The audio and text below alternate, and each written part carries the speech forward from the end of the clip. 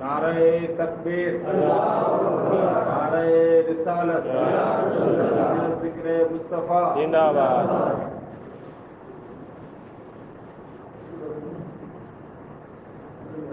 حاجی عبد الباقو خان نماز پڑھتے۔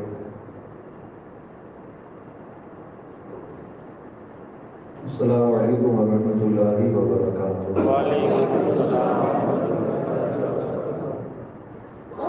الحمدللہ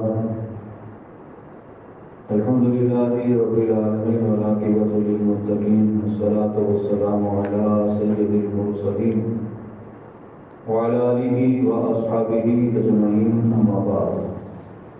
اعوذ باللہ من الشیطان الرجیم، بسم اللہ الرحمن الرحیم۔ جاء الحق وزهق الباطل ان الباطل كان زهوقا۔ آمنت باللہ صدق اللہ العظیم۔ ان اللہ وملائکتہ یصلون علی النبی یا ایھا الذین آمنوا صلوا علیہ وسلموا تسلیما۔ اللہم صل علی سیدنا و مولانا محمد ماضی الفضل والکرم وآلہ وبارک وسلم۔ عرش حق ہے مسند رفعت رسول اللہ کی، دیکھنی ہے حشر میں عزت رسول اللہ کی۔ لا و رب العرش جس کو جو ملا ان سے ملا، بٹھتی ہے کونین میں نعمت رسول اللہ کی۔ سورج الٹے پاؤں پلٹے چاند اشارے سے ہو چاک، اندھے نجدی دیکھ لے قدرت رسول اللہ کی۔ حضرات، یہ محفل پاک تیسری ہے۔ گزشتہ کل معراج کے تعلق سے، مقام سدرہ کے تعلق سے کچھ عرض پر معروض کیا گیا۔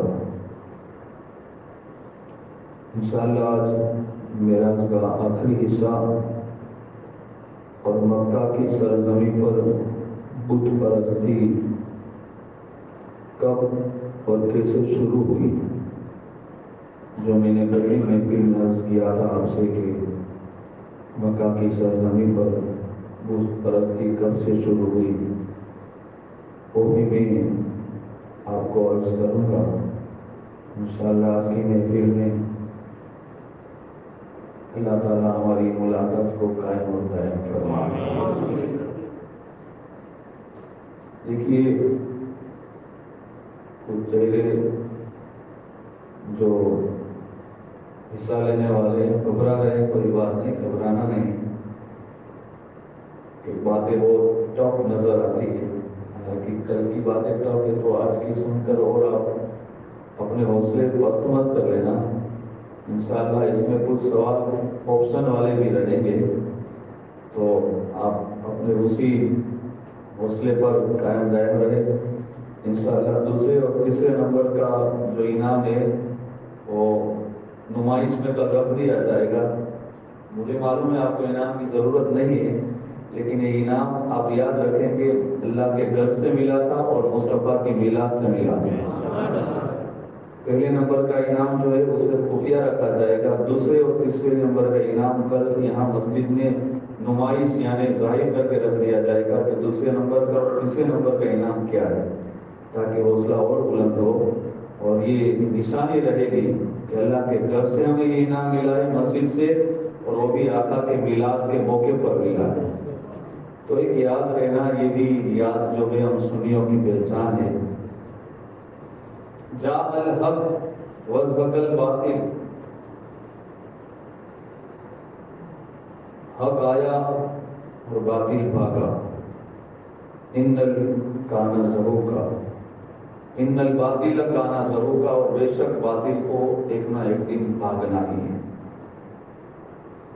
یہ سیدھا سادہ ترجمہ ہے۔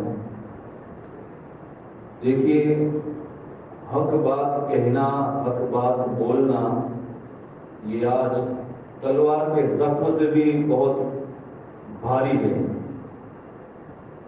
ہم اور آپ، میں یہ صرف مختصر تمہید کہہ رہا ہوں، ہم اور آپ اپنا ہی دیکھیں، 10-12 آدمی مل کر کوئی ایسا کام کر رہے ہو جو شریعت کی نظر میں برا ہو، تو اکثر تو یہی ہوتا ہے کہ وہ دیکھنے والے کو ہمت ہی نہیں ہوتی کہ ان 10-12 کو کہہ دیا جائے کہ بھائی یہ کام آپ جو کر رہے ہیں وہ صحیح نہیں ہے۔ آج اس حالات میں ہم دیکھیں تو حضور نے ارشاد فرمایا نا، جہاں کہیں برا کام ہو رہا ہو شریعت کے خلاف تو اسے اپنے ہاتھوں سے روکو، ہاتھوں سے نہیں روک سکتے تو اپنی زبان سے روکو، اگر زبان سے بھی نہیں روک سکتے تو دل میں برا جان کر وہاں سے کھڑے ہو کر چلے جاؤ۔ اور یہ جو تیسری کوالٹی بتائی نا کہ دل میں برا جان کر وہاں سے کھڑے ہو کر چلے جاؤ، آقا فرماتے یہ تمہارے ایمان کی ادنا نشانی ہے، کمزوری کی نشانی ہے۔ اندازہ لگائیے، آج برے کام ہو رہے ہیں ہمارے سامنے اور ہم ان کو کچھ نہیں کہتے، لیکن جو اچھا کام کرتا ہوگا انہیں ہم ضرور روکتے ہیں۔ تو اب سوچو، یہ تو 10-12 لوگ ہیں جن کو ہم کہنے کی ضرورت بھی نہیں رکھتے، لیکن جہاں حکومت کی حکومتیں جھوٹ کے کام کر رہی ہو، غلط کام کر رہی ہو، اور اس کے سامنے تنہا کوئی مجاہد کھڑا ہو جائے تو یہ بہت بڑی بات ہوتی ہے۔ اور وہ بھی حکومت ایسی حکومت ہو کہ جن کی حکومت پوری دنیا میں ہو، جیسے کہ فرعون کے سامنے تنہا حضرت موسیٰ علیہ السلام، نمرود کے سامنے تنہا اللہ کا خلیل ابراہیم علیہ السلام ہے۔ اور حضور جس دور میں تشریف لائے وہ دور تو بیان ہو بھی نہیں سکتا، اتنی جاہلانہ رسمیں، بت پرستی کس حد تک، میں پوری کوشش کروں گا آپ کو سنانے کی۔ معراج کی رات سدرہ کے مقام پر جو کچھ بھی حضور نے نظارے دیکھے وہ آپ کو کل میں نے عرض کیا، وہیں پر حضور نے 4 نہریں بھی دیکھی، 2 باطن تھی 2 ظاہر تھی۔ جبرائیل علیہ السلام سے آقا دو جہاں ارشاد فرماتے، جبرائیل یہ 4 نہریں کیا ہے جو سدرہ کی جڑوں سے نکلتی ہے؟ تو حضرت جبرائیل نے عرض کی، یا رسول اللہ جو باطن نہریں ہیں وہ جنت کی طرف جا رہی ہے، 2 ظاہری نہریں اس سے دنیا میں نہر فرات روا دوا ہے اور دریائے دجلہ روا دوا ہے۔ اسی آسنا میں حضور نے ایک فرشتے کو دیکھا، اسی وقت حضور نے ایک سمندر کو بھی دیکھا، جس سمندر کا یہ عالم ہے۔ دیکھو یہ بارش آ رہی ہے، مجھ سے زیادہ آپ نالج والے ہو، بتاؤ یہ بارش کے آنے کا وقت ہے کہ نہیں؟ آپ تو کچھ بولیے، نہیں ہے نا؟ اس کا مطلب کیا ہے معلوم ہے؟ خدا ہم سے ناراض ہے۔ موسیٰ علیہ السلام نے جب پوچھا تھا اللہ تو بندوں سے راضی ہوتا ہے، تو خوش ہوتا ہے، تو رب نے ارشاد فرمایا میں آسمان سے بارش پڑتا ہوں۔ اس کا ورودھا کے دیکھ لیجیے، الٹا دیکھ لیجیے، خوش ہوتا ہے تو بارش وقت پر آتی ہے، اور جب رب ہم سے ناراض ہو تو بارش وقت پر نہیں آتی۔ یہ اس کی نشانی ہے۔ آج مسلمان ہم اور آپ کہاں جا کر رکھتے ہیں؟ یاد رہے اللہ جب ناراض ہوتا ہے نا، وہ مال و دولت نہیں چھین لیتا، وہ اولاد نہیں چھین لیتا، وہ ہمارے گھر کو زمین دوست نہیں کر دیتا۔ اللہ جس سے ناراض ہوتا ہے نا، صرف اس سے سجدے کی توفیق چھین لیتا ہے۔ اب ہم اور آپ جانے ہمیں سجدے کی توفیق کتنی ہوتی، جتنی توفیق ہمیں ہوتی ہے اتنا ہی رب ہم سے خوش ہے۔ اس بات سے میں نہیں کہتا، یہ تو فرمان مصطفیٰ ہے، آقا اور آقا کے رب کے جو راز و نیاز ہے وہی میں بتا رہا ہوں۔ تو حضور نے وہ دریا دیکھا، جس دریا میں سمندر میں کیا ہو رہا ہے کہ اس طرف سے کچھ لوگ آتے ہیں جن کے چہرے سیاہ ہیں، سمندر میں غوطہ لگاتے اس طرف سے نکلتے تو چہرے نور سے معمور ہو جاتے ہیں۔ آقا دو جہاں ارشاد فرماتے جبرائیل یہ کیا ہے؟ کہا حضور یہ آپ کی امت کی ان لوگوں کی روح ہے جو گناہ کرتی چلی جائے گی، گناہ کرتی چلی جائے گی، جب رب کا کرم ہوگا اسے احساس ہوگا، ندامت کے دو آنسو بہا کر اللہ کے حضور گناہوں سے معافی کے طلبگار ہوں گے، گناہ کرتے وقت تو اسی طرح سیاہ ہوں گے، لیکن توبہ کر کے جب اس سمندر میں غوطہ لگا کر باہر نکلیں گے تو اللہ اس کے قلب کو اور چہرے کو نور سے معمور فرما دے گا۔ توبہ کرتے رہنے چاہیے، ہر وقت اللہ کی بارگاہ میں توبۃ نصوحا کرتے رہنے چاہیے۔ یہ توبہ کیا چیز ہے؟ حضرت فضیل بن عیاض آپ ڈاکہ زنی کرتے ہیں، لوگوں کے کارواہوں کو لوٹ لیتے ہیں، کوئی وہاں سے گزرتا ہے، لیکن ایک دن آپ نے قرآن کی ایک آیت سنی اور آپ کے دل میں جو ہے تغیرات پیدا ہوئے، آپ کا دل متغیر ہو گیا، آپ نے اپنے وجدان کو جھنجھوڑا اور توبہ کی سچے دل سے، یہاں تک کہ آپ کے ماتحت جتنے آپ کے ساری وہ ٹکڑی تھی، جماعت تھی، سب نے کہا کہ ہم جب تک آپ کے ساتھ چوری کرتے تھے، ڈاکہ زنی کرتے تھے، تب بھی آپ کے ساتھ آپ ہمارے سردار تھے، اور آج توبہ کرنے کا وقت آیا، آج بھی آپ ہمارے سردار ہیں، ہم بھی آپ کے ساتھ گناہوں سے توبہ کرتے ہیں۔ جن کا جو مال لوٹا تھا سب کو لوٹا دیا، لیکن ایک یہودی کی سونے کی اینٹیں لوٹی تھی جو بے حضم کی تھی، وہ نہیں دے پائے، جا کر معافی کے طلبگار ہوتے ہو تو اس یہودی نے کہا تھا مجھے سونے کی اینٹیں نہیں چاہیے، بس فضیل اگر سچی توبہ تم نے کی ہے تو جاؤ گارے کی مٹی کی اینٹیں بنا کر مجھے دے دو، میں سمجھ لوں گا سونے کی اینٹ تم دے گئے ہو۔ فضیل بن عیاض اپنے ساتھیوں کے ساتھ گئے، مٹی کو اکٹھا کیا، گارا بنایا، اینٹیں بنائی، اینٹیں پک گئی، پورا جھولا تھیلا بنا، اپنے ہاتھوں سے سلا، اپنے کندھوں پر اٹھایا اور جا کر اس یہودی کے گھر پر رکھ دیا۔ یہودی جب کھولتا ہے فضیل بن عیاض کیا دیکھتے ہیں، جو مٹی کی اینٹیں بنائی ہوئی تھی اب تو وہ سونے میں تبدیل ہو گئی، سونے میں تبدیل ہو گئی۔ آپ نے یہودی سے کہا عجیب بات ہے، یہودی نے کہا کہ میں نے توریت میں پڑھا ہے کہ نبی کا جو وفادار امتی ہوگا، سچے دل سے توبہ کرے گا، مٹی کو ہاتھ لگائے گا، توبہ کی برکت سے اللہ مٹی کو زیادہ بنا دے گا۔ اور اتنا ہی نہیں، یہ فضیل بن عیاض کون ہے معلوم ہے؟ اللہ کی بارگاہ میں جب توبہ کرتے نا صدق دل سے، اللہ نے ولیوں کی فہرست میں انہیں شامل کر لیا، اور جنہوں نے 95 لاکھ کافروں کو اس دھرتی پر کلمہ پڑھایا، اس غریب نواز کے پیروں میں فضیل بن عیاض کو بھی اللہ نے سبحان اللہ فرمایا۔ تو یہ حضرت فضیل بن عیاض توبہ کی برکت۔ تو حضور دیکھ رہے کہ لوگ آتے جا رہے جن کے چہرے سیاہ ہیں، کالے ہیں، اس میں غوطہ لگاتے ہیں، باہر نکلتے تو چہرے نور سے معمور ہے، منور ہے۔ اب ایک فرشتہ حضور نے دیکھا جس کا قد و قامت بہت طویل ہے۔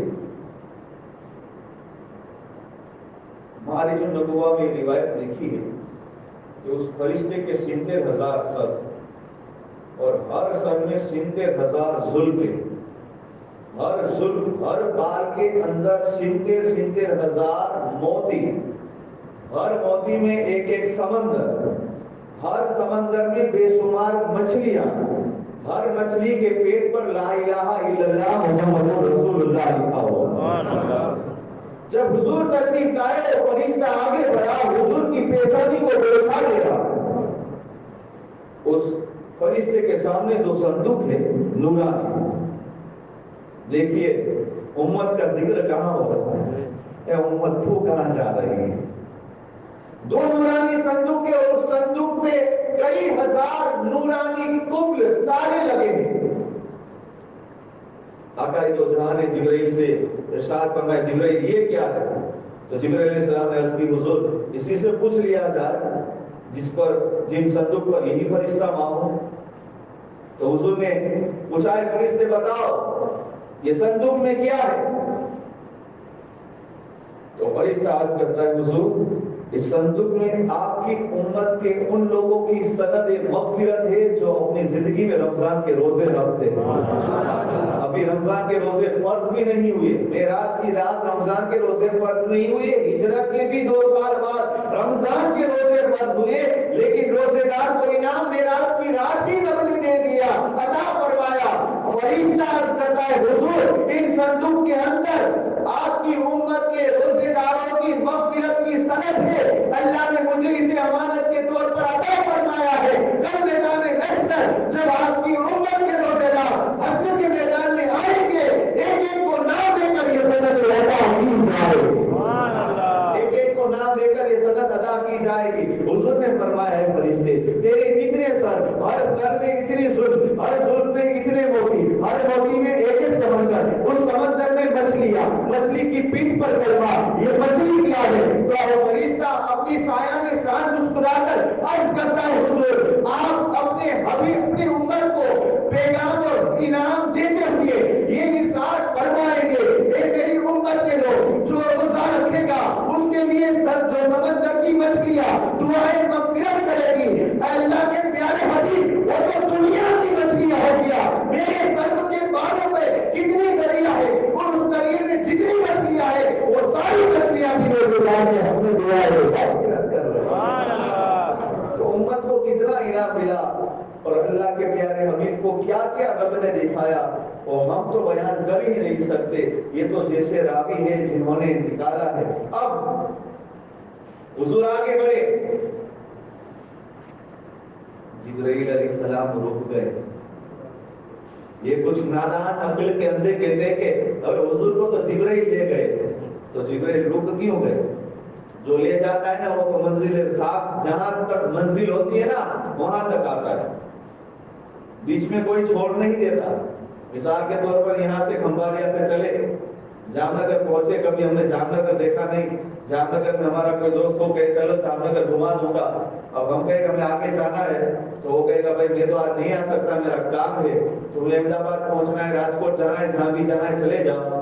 تو اب یہ نہیں کہیں گے کہ وہ ہمیں احمد آباد اور راجکوٹ لے جاؤ, تو اس نے تو صرف گھمایا ہمیں, ہماری خدمت کی, ہماری خاطرداری کی. یاد رکھے ان عقل کے اندھوں کو کہہ دینا جبرائیل لینے نہیں آئے تھے, جبرائیل علیہ السلام تو صرف خادم بن کر آئے تھے, حضور کے خادم بن کر آئے تھے. اب جبرائیل رک گئے, عرض کی حضور یہاں سے آگے میرا جانا نوٹ الاؤڈ, میں نہیں جاؤں گا. قدم تو ٹھیک, انگلی کی ایک نوک کے برابر بھی چلانا تو میرے پر چل کر خاک ہو جائے. روایت میں آتا ہے کہ حضور نے جبرائیل علیہ السلام کا بازو پکڑا, بازو پکڑ کر ایک قدم حضور نے آگے بڑھایا تو جبرائیل علیہ السلام پرندے کی شکل میں ہو گئے اور کانپنے لگے. جیسے ہی کانپنے لگے حضور نے پھر اشارہ فرمایا, جبرائیل لوٹ گئے اور اپنی اصلی صورت میں آ گئے. جبرائیل علیہ السلام نے عرض کیا رسول اللہ علیہ السلام آپ کی یہ جو سفر ہوا آپ نے ایک ایک قدم پر کتنا فاصلہ طے کیا ہے حضور, تاکہ آپ کی امت جان لے. حضور آپ نے ایک ایک قدم پر 500 سال کا ایک مسافت کا فاصلہ طے کیا.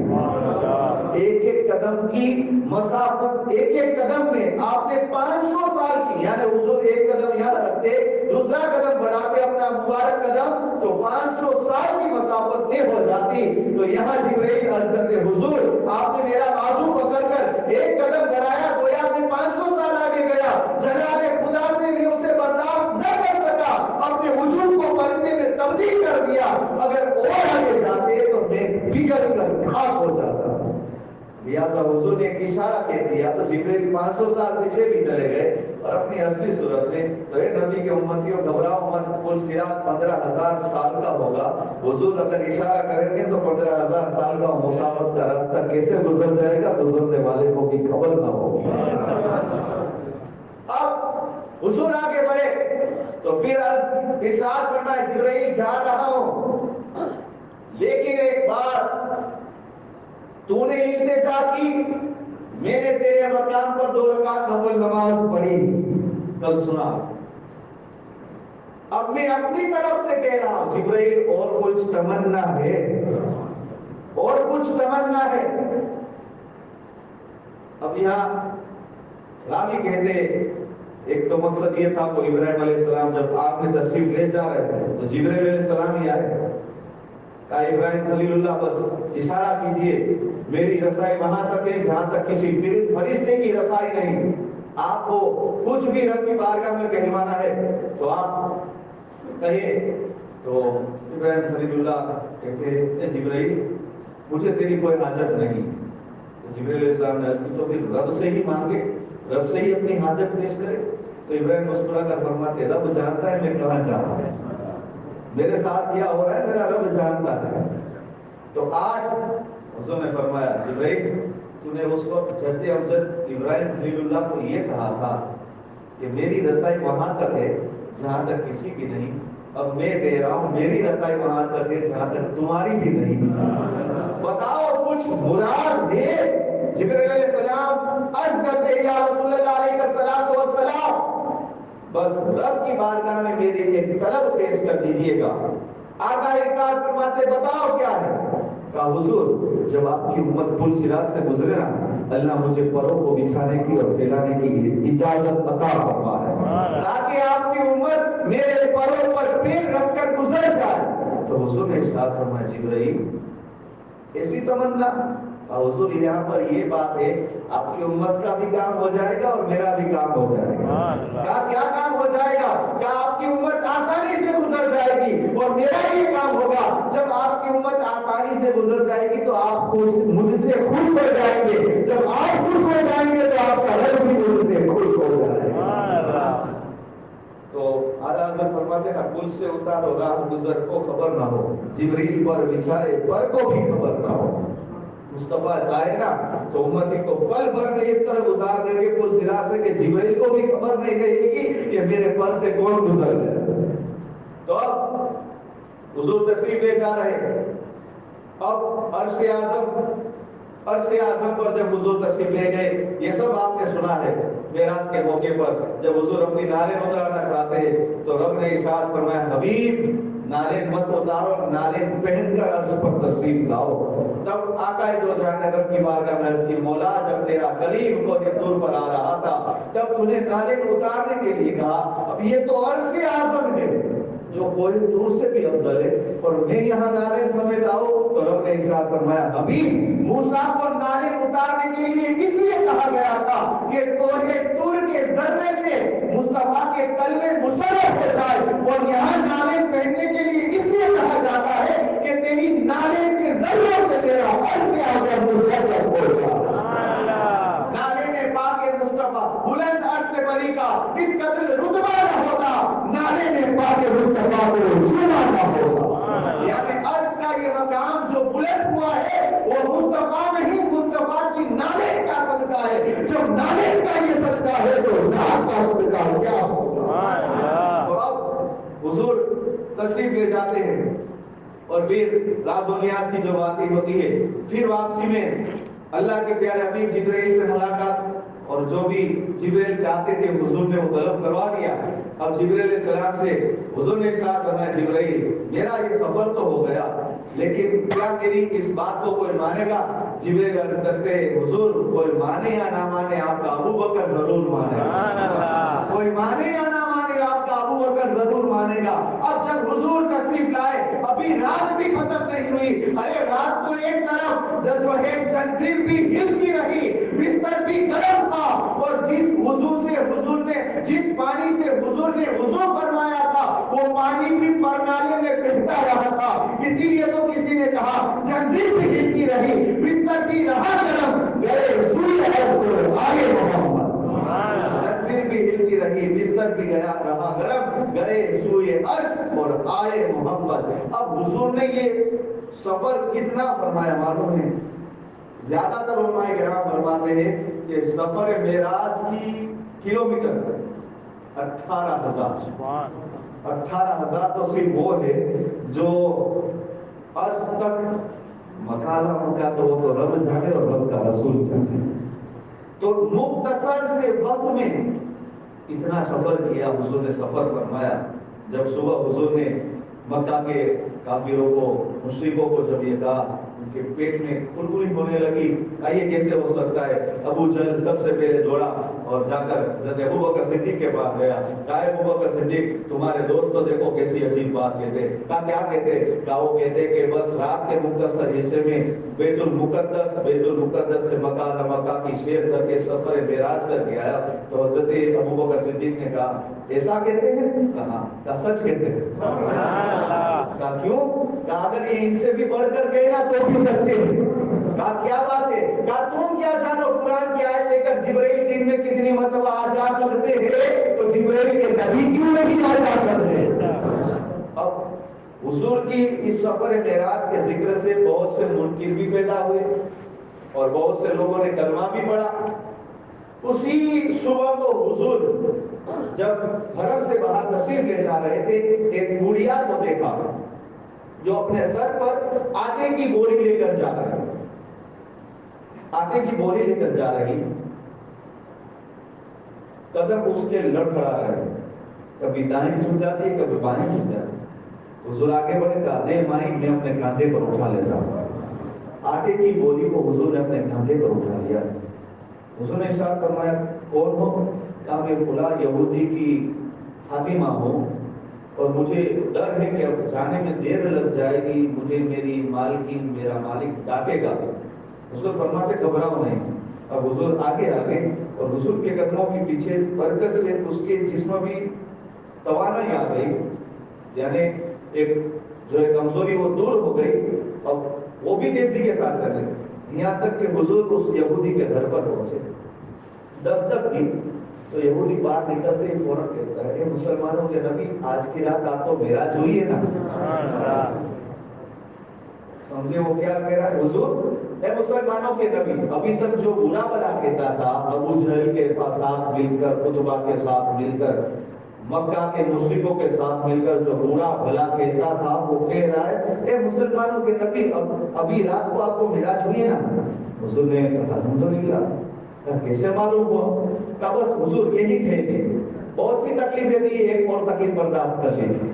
کیا کہتا ہے؟ بہت سی تکلیفیں دی ہے، اب ایک تکلیف برداشت کر لیجیے۔ اس نے اپنے پورے قبیلے کو بلایا، پورے قبیلے کو بلا کر خود بیچ میں بیٹھ گیا، سردار تھا، توریت اٹھائی اور اٹھانے کے بعد کہا اے قبیلے والوں سنو، ہمیں کچھ ان سے پوچھنا نہیں، ان کا معجزہ ہمیں دیکھنا نہیں، بس توریت میں جو موسیٰ پڑھا کر گئے وہ پڑھو۔ کیا لکھا ہے؟ کیا توریت میں لکھا ہے کہ جس رات مسلمان کے پیغمبر، مسلمان کے نبی معراج کو جائیں گے، اسی رات کی صبح کو اپنے کاندھے پر آٹے کی بوری اٹھائیں گے۔ وہ اس توریت میں لکھا ہے، تم مانو یا نہ مانو، میں آگے بڑھتا ہوں، کلمہ پڑھ کر مسلمان ہوتا ہوں، سارا قبیلہ اسی وقت کلمہ پڑھ کر اسلام کو قبول کر لیتا۔ تو توریت میں بھی مصطفیٰ کی معراج کا اس طرح ذکر ہے۔ اب یہ 52واں سال تھا حضور کی ظاہری حیات کا، رجب المرجب کا مہینہ تھا، اول قریب شعبان، رمضان، شوال، ذوالقعدہ، ذوالحج اور پھر ہجری سن 53 اعلان نبوت کا 13واں سال، حضور کی ظاہری عمر 53ویں سال شروع ہونے والی ہے۔ اب آئیے مکہ میں بت پرستی کیسے شروع ہوئی۔ دیکھو مکہ والوں کی امانت داری بھی بہت مشہور ہے۔ ان کی اچھی خصلتوں میں سے ایک خصلت امانت داری، اور بری خصلتوں میں سے برے میں بری اور سب سے بری خصلت بت پرست ہے۔ امانت داری میں یہ لوگ کتنے ڈٹے رہتے تھے، اس کی ایک مثال سن لو، اور مکہ کے لوگ مثال اس کی دے رہے۔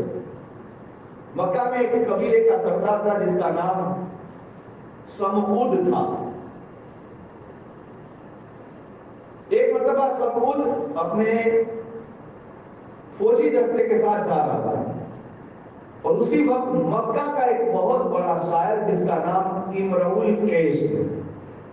یہ امرؤ القیس نام سن کر گھبرانا مت آپ، اگر حوصلہ آپ کا رہے گا، سوال سامنے آئے گا، نبی کا کرم ہوگا، جواب آ جائے گا۔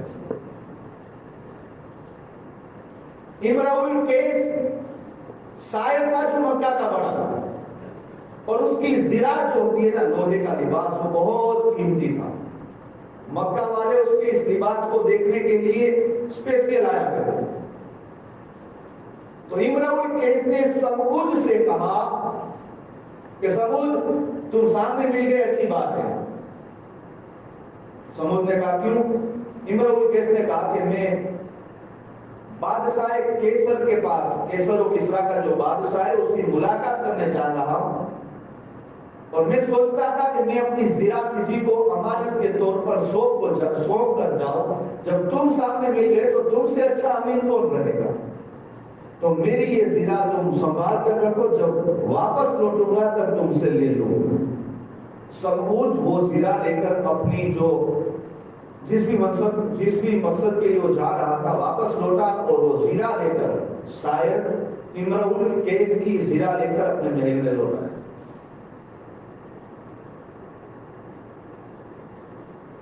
یہاں شاعر امرؤ القیس مکہ سے باہر نکلتا ہے اور کسر و کسرا کی طرف سفر کرتا ہے. راستے میں اس کی موت ہو، اس کی وفات ہو. ملک شام کے بادشاہ کو پتا چلا کہ امرؤ القیس نے اپنی زرا سمود جو مکہ کے کسی قبیلے کا سردار ہے اس کے پاس امانت کے طور پر رکھی ہے، میں جا کر وہ زرا لے لوں. لہذا ملک شام کا وہ بادشاہ مکہ آیا، اور یہاں سمود کو پتا چلا کہ وہ زرا لینے کے لیے ملک شام کا بادشاہ آ رہا ہے. تو اس نے اپنے سارے قبیلے کو کہا کہ اپنا جو قلعہ ہے اس قلعے میں داخل ہو جاؤ اور قلعے کا دروازہ بند کر دیو، اس لیے کہ ملک شام کے بادشاہ کا مقابلہ کرنا ہماری طاقت نہیں ہے. اب قبیلے کے سارے لوگ تو اپنے قلعے میں آ گئے، لیکن خود سمود کا بیٹا باہر رہ گیا. سمود کا بیٹا باہر رہ گیا.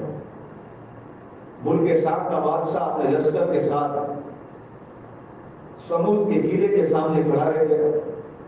کہا ہے سمود میرا اور تیرا کوئی لینا دینا نہیں، میں امرؤ القیس کے وارثوں میں سے ہوں، لہذا مجھے اس کی وراثت کا حق ملنا چاہیے. یہ زرا جو ہے تو مجھے دے دے. تو سمود نے کہا کہ اگر نہیں دوں گا تو اتنے میں اس ملک شام کے بادشاہ نے اپنے پیچھے گھوڑے پر اس کے بیٹے کو جو راستے میں پکڑ لیا تھا، جو قلعے سے باہر رہ گیا تھا، اس کو سامنے کر کے اس کی گردن پر کھنجر کر دیا کہ اگر تو نہیں دے گا تو تیرے بیٹے کی ڈوک مار دی جائے گی، گردن مار دی جائے گی. تو سمود نے کہا کہ مجھے آج کی رات وقت دیا جائے، کل صبح میں تمہیں جو بھی میرا فیصلہ ہوگا وہ سنا دوں گا.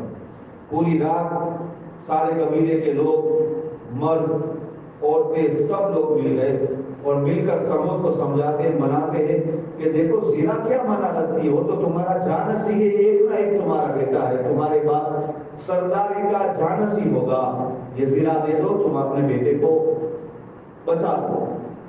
سمود نے کہا نہیں، یہاں امانت کا جو ہے بات آ کر رکتی ہے کہ یہ مجھے امین سمجھ کر امانت دے کر گیا ہے اور امانت میں خیانت نہیں کرنی چاہیے.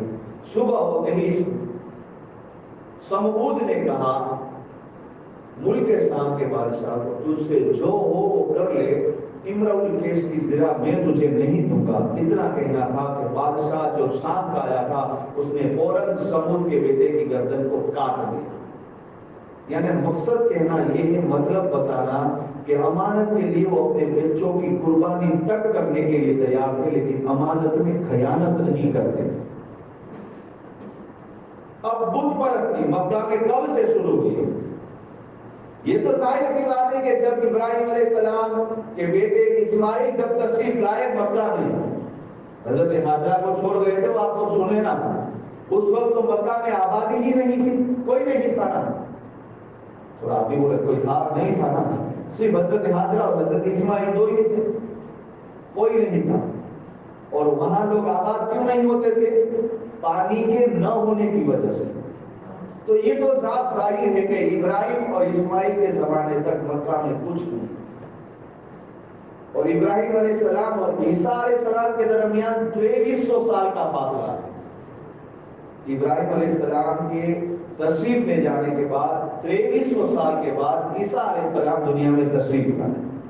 اور اب ہمارے بزرگ اگر ملا دیا جائے تو 2300 570 پلس کر دو 2870 ہمارے بزرگ اور حضرت ابراہیم زمانے کا فاصلہ. تو جو ہوا ہے وہ اسی 2800 سال میں ہوا. اب کیا ہوا؟ جب حضرت ہاجرہ اور حضرت اسماعیل مکہ کی وادیوں میں پانی نہیں آپ تلاش کرتی اور حضرت اسماعیل نے اپنی ایڑی رکھ لی، اسماعیل علیہ السلام نے، اللہ نے فرشتے کے ذریعے وہاں پانی کا چشمہ ظاہر فرمایا جسے آج آب زمزم یعنی زمزم کا پانی کہا جاتا ہے. جب یہ ماں اور بیٹا نور نظر دو ہی کے پانی کا چشمہ ہے، ایک قبیلہ آیا جسے بنی جرہم کہا جاتا ہے. بنی جرہم یہ قبیلہ آیا، پانی دیکھا، اس نے پانی پیا، پانی ایسا میٹھا لگا کہ اسے دنیا میں سا کہا ارے کیوں نہ ہو، یہ تو جنت سے جاری وصالی ہے. تو بنی جرہم کے قبیلے والوں نے حضرت ماں ہاجرہ سے اجازت لی کہ اگر آپ اجازت دیں تو ہم یہاں آباد ہو. حضرت ہاجرہ نے سوچا کہ میں اور میرا بیٹا ہی ہے، اس آبادی میں کوئی نہیں، یہ رکیں گے تو ہمارا ساتھ ہو جائے گا. لہذا بنی جرہم وہاں رک گئے قبیلے والے. اسماعیل علیہ السلام اسی قبیلے میں بڑے اور بڑے بھی ہوئے اور آپ کی شادی بھی اسی قبیلے میں ہوئی. گویا ہمارے نبی کا ننیھال سمجھو، بنی جرہم ہمارے نبی کا ننیھال، اسماعیل علیہ السلام کا بھی سسرال. لیکن یہاں اسماعیل علیہ السلام کی اولاد، یہاں جرہم قبیلے کی اولاد کب تک بھلا؟ آج دیکھا جاتا ہے دوستوں کے بھائی بھی رہنا آج ایک چھت کے نیچے بہت مشکل ہو چکا ہے. تو قبیلے اور قبیلے میں کتنی تعداد ہوتی ہے تو اللہ ہی بہتر جانے. اب یہ قبیلے میں انبن ہوئی شروع، قبیلے میں انبن شروع ہوئی. اسماعیل علیہ السلام کے قبیلے میں ایک لوٹا تھے دو نا بدبخت ایسا جو تھا جس کا نام عمر بن لوہیا، یہ لوٹا یاد رکھے تو لوہیا یاد رہے گا، عمر بن لوہیا. یہ اس حد تک گرا گزرا تھا کہ اس کو لیڈرشپ چاہیے تھی، اس کو سردار بننا تھا. اس نے کیا قبیلے بنی جرہم کے ساتھ لڑائی کی اور اسے بھگا کر نکال دیا. اب صرف حضرت اسماعیل علیہ السلام کی اولاد ہے. اب اسماعیل علیہ السلام کے کتنے سال کے بعد ہو تو اللہ ہی بہتر جانے. بس اتنا سمجھ لو کہ یہ 2300 سال میں ہوا.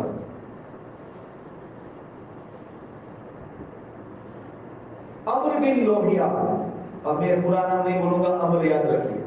تو یہ عمر جسے لیڈرشپ چاہیے تھی، اس نے لڑائی کی اور لیڈرشپ کو حاصل کر لیا، قبیلے کا سردار ہو گیا، یہاں تک کہ کھانے کعبہ کا متولی بھی ہو گیا. اب قوم کا لیڈر ہے، ساری قوم اس کا کہا مانتی ہے. ہوا یہ کہ وہ ایک مرتبہ ایسا بیمار ہوا کہ اس کا کچھ علاج نہ ہوا. تو عمر سے کسی کہنے والے نے جو کچھ آیا ہوگا حج کرنے کے لیے، مکہ میں کچھ طواف کرنے کے لیے، کعبے میں کچھ عبادت کرنے کے لیے، اس نے کہا کہ تم ایسے بیمار ہو تو ملک شام چلے جاؤ، وہاں ایک بستی ہے جس کا نام بلک بتایا جاتا ہے. بلک میں گرم پانی کا چشمہ ہے، زمین سے گرم پانی نکلتا ہے، وہ پانی سے غسل کر لینا تمہیں شفا مل جائے گی. ابھی تک سب صرف ایک ہی خدا کی عبادت کرتے تھے، سب لوگ حضرت ابراہیم علیہ السلام کے دین پر، ملت ابراہیم پر تھے، کسی اور کی عبادت ہو ہی نہیں رہی. جب یہ امر ملک شام پہنچا اور اس پانی سے اس نے غسل کیا، دیکھا کہ وہ بستی والے کسی مورتیوں کو، بتوں کی پوجا کرتے. تو یہ قریب گیا، قریب جا کر کہتا ہے کہ تم کیا کرتے ہو؟ کہا یہ ہمارے معبود ہیں، ہم اسی کی پوجا کرتے ہیں. کہا اس کی پوجا کر کے تم کیا کرتے ہو؟ کہا ہم بارش نہیں ہوتی تو اس سے بارش مانگتے تو آسمان سے بارش آتی ہے، اور دشمن کا جب مقابلہ ہوتا ہے تو ہم اس سے مدد مانگتے تو دشمن پست ہو جاتے ہیں. تو اس امر نے کہا کہ تم مجھے اس میں سے 2 بت دے دو تاکہ میں اسے مکہ لے جاؤں اور ہم بھی وہاں ایسا کام شروع کر دیں. برا ہو اس نٹھلے کا، نادان کا.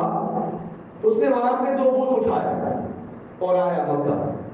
خانہ کعبہ کی عین دیوار کے قریب دونوں بت کو نصب کر دیے۔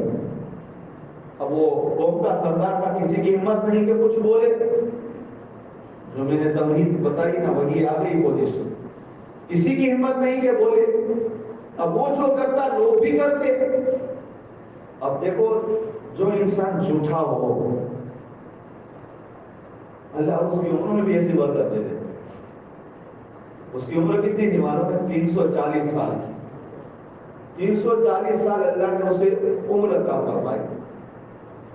اب وہ 340 سال میں اس نے کیا کیا گول کھلائے ہوگے وہ تو اللہ ہی بہتر جانے اس نے کس حد تک۔ اور اتنا ہی نہیں، اس نے اپنے بیٹے پوتے پر پوتے ٹوٹل ملا کر 1000 اولاد کو دیکھا ہے۔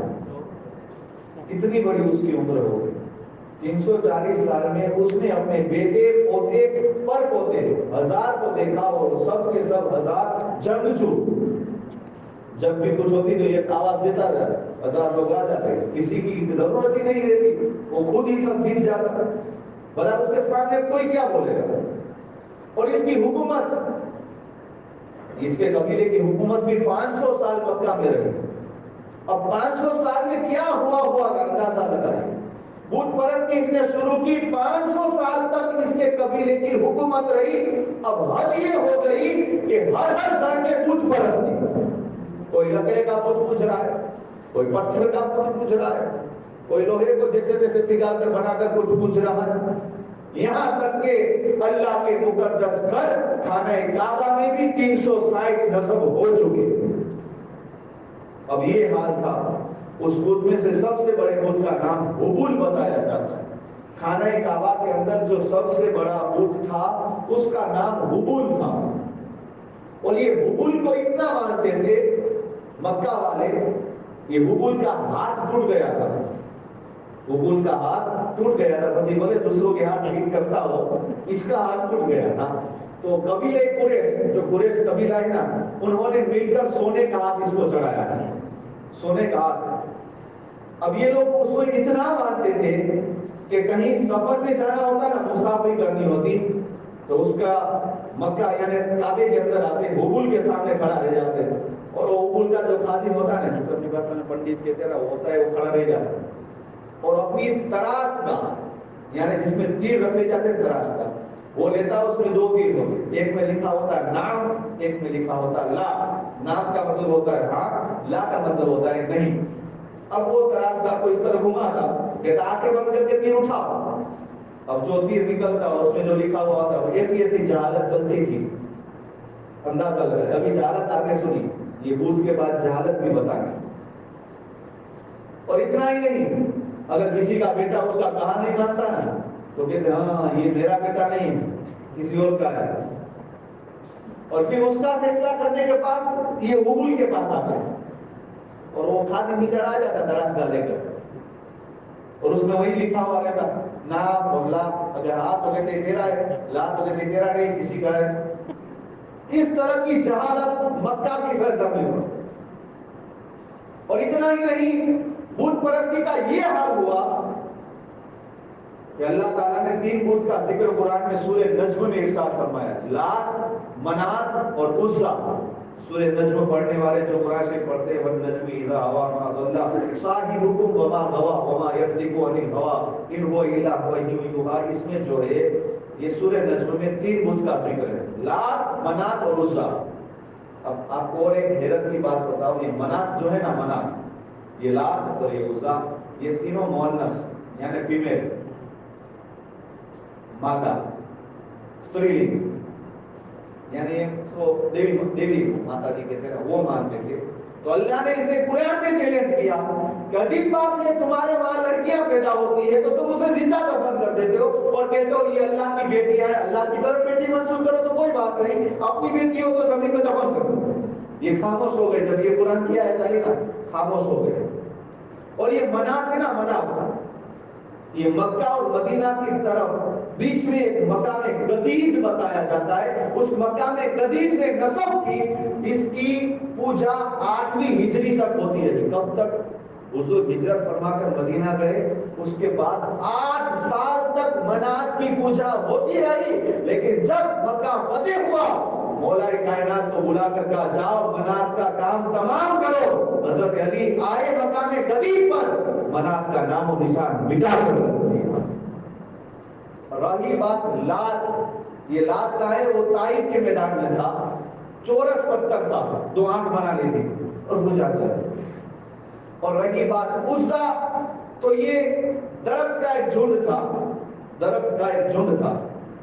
अब देखो झाइला का रस्म में गई थी, वो उज़्ज़ा दरख्त का एक झुंड था, वो कई दरख्त मिलकर एक दरख्त को मिल जाते फिर शक्ल इम्तियाज मिले, वो बीच में खड़े होकर जो भी मानते हो मान ले, नमाज दे देते।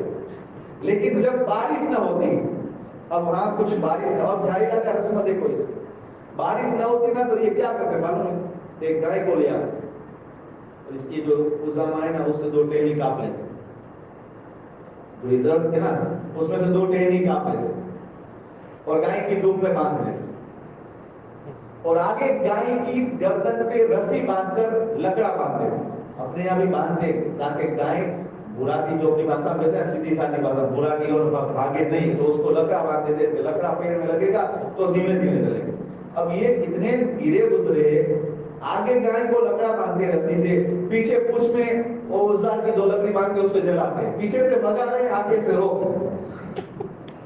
पीछे से भगा रहे आगे से रोक रहे। अब इसकी जाएगा रास्ते से पूछा गया ये क्यों करते हो, क्या ऐसा होता है तो आसमान ऊपर गर्म करता है, बारिश आने लगती है। इस हद तक इनकी जहालत। और फिर इनकी कबीले का कोई सरदार बहुत हो जाता, इनके कबीले का कोई सरदार बहुत हो जाता है तो क्या करते हैं, सरदार की कब्र को पहले खोद लेते, सरदार की कब्र खोदकर करीब में दूसरा खड्डा खोदते, और वो दूसरा खड्डा खोदने के बाद सरदार की ऊँटनी या घोड़ा जो भी उसका जानवर होता है जिस पर सरदार पूरी जिंदगी सवारी करता, उसे उसमें डाल देते, खड़ा कर देते, और उसकी गर्दन को तोड़ मरोड़ कर पीछे की तरफ पूंछ की तरफ करके रस्सी से बांध देते, उसे चारा वारा कुछ नहीं देते और बैठ जाते हैं। क्या करे, उसको मरने का इंतजार करते, कहा क्यों मार रहे हो, अब बस ये मर जाए फिर इसको चारा दे देंगे। अजीब बात है, ये मक्का के मुश्रिकों की बात हो रही, इसी जाहिलाना रस्म में अंदाजा लगाइए ऐसे पूर्व भीतर दौर में हमारे नबी चमकती हुई तलवार लेकर आए और नूरे ईमान जो फैलाया है। जब वो मर जाता तो उसमें चारे रख देते और फिर जलाकर खा कर देते। कहा ये क्यों, कहा सरदार को भेजने से पहले सवारी भेज दो ताकि कल क़यामत के दिन खड़ा होगा तो सवारी काम आएगी। ऐसी जाहिलाना रस्म। अगर उसके वहां ऊंट में, उसके वहां जो ऊंट के जो है ऊंट के और देते ना लेबर, अगर एक ऊंट को खरचने की बीमारी होती ना तो उस पर लोहे से दाम देते और साथ साथ सारे ऊंट को भी दे देते। तो उसे पूछा गया भाई वो ऊंट को तो खरच हुआ था इसलिए इसे क्यों, कैसे हो रही ना इसलिए। यानी ऐसी ऐसी जाहिलाना रस्में, ऐसी ऐसी बुत परस्ती। अब जो आमिना का लाल आ रहा है, किसी को छूने की बुत को जरूरत ही नहीं, यहाँ मुस्तफा तशरीफ लाए, काबा छूने लगा, सारे